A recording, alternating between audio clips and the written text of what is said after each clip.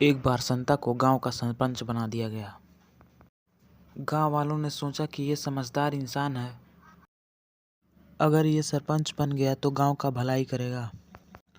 मौसम बदला। सर्दियों के आने के महीने भर पहले गांव वालों ने संता से पूछा, सरपंच साहब, इस बार सर्दी कितनी तेज पड़ेगी? संता ने कहा, मैं आपको कल बताऊंगा। संता तुरंत ही शहर की ओर निकल पड़ा।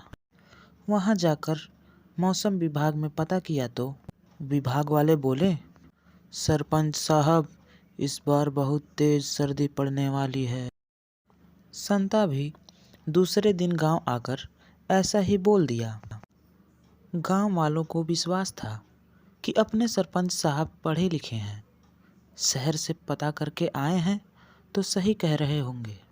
गांव वालों की नज़र में संता की इज्जत और बढ़ गई।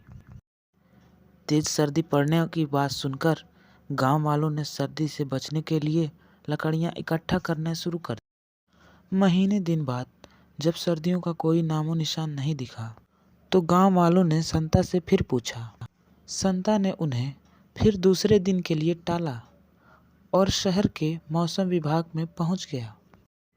मौसम विभाग वाले बोले कि सरपंच साहब, आप चिंता मत करो, इस बार सर्दियों के सारे रिकॉर्ड टूट जाएंगे।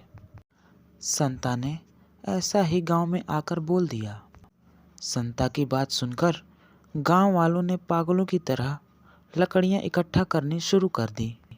इस तरह 15 दिन और बीत गए, लेकिन सर्दियों का कोई नामो निशान नहीं दिखा। गांव वाले संता के पास आए। संता फिर से मौसम विभाग जा पहुंचा। मौसम विभाग वालों ने फिर वही जवाब दिया कि सरपंच साहब, आप देखते जाइए, सर्दियां क्या जुल्म ढाती हैं। संता फिर से गांव में आकर ऐसा ही बोल दिया। अब तो गांव वाले सारे काम धंधे छोड़कर सिर्फ लकड़ियां इकट्ठी करने में लग गए। इस तरह 15 दिन और बीत गए, लेकिन सर्दियां शुरू नहीं हुई। गांव वाले संता को कोसने लगे। संता ने उनसे एक दिन का और वक्त मांगा।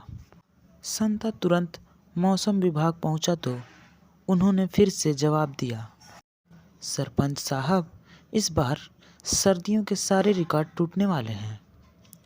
अब संता का भी धैर्य जवाब दे गया।